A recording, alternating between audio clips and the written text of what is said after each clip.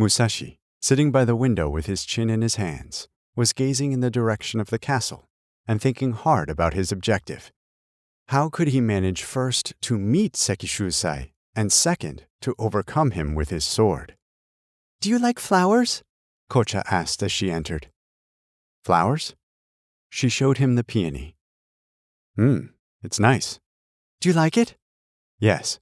"It's supposed to be a peony, a white peony." "Is it? Why don't you put it in that vase over there?" "I don't know how to arrange flowers. You do it." "No, you do it. It's better to do it without thinking how it's going to look." "Well, I'll go and get some water," she said, taking the vase out with her. Musashi's eye happened to light on the cut end of the peony stem. His head tilted in surprise, though he couldn't pinpoint what it was that attracted his attention. Casual interest had become intent scrutiny by the time Kocha came back. She put the vase in the alcove and tried sticking the peony in it, but with poor results. "The stem's too long," said Musashi. "Bring it here. I'll cut it. Then when you stand it up, it'll look natural." Kocha brought the flower over and held it up to him.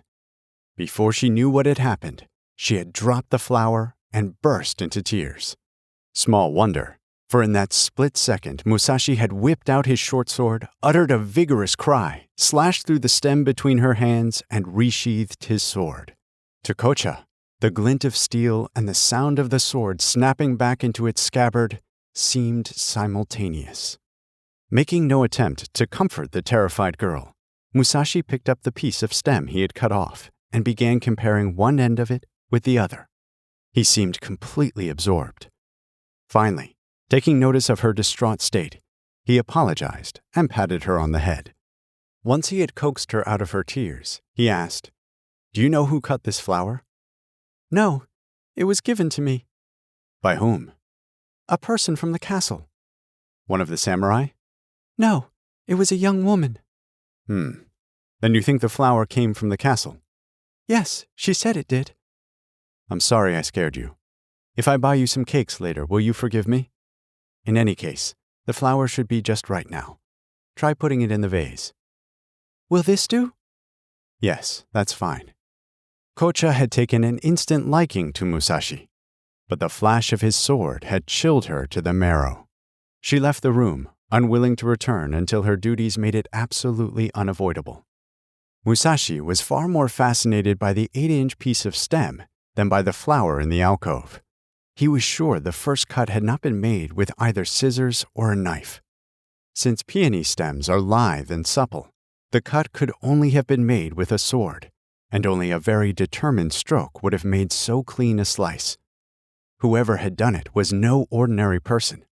Although he himself had just tried to duplicate the cut with his own sword, upon comparing both ends, he was immediately aware that his own cut was by far the inferior one. It was like the difference between a Buddhist statue carved by an expert and one made by a craftsman of average skill. He asked himself what it could mean. If a samurai working in the castle garden can make a cut like this, then the standards of the House of Yagyu must be even higher than I thought.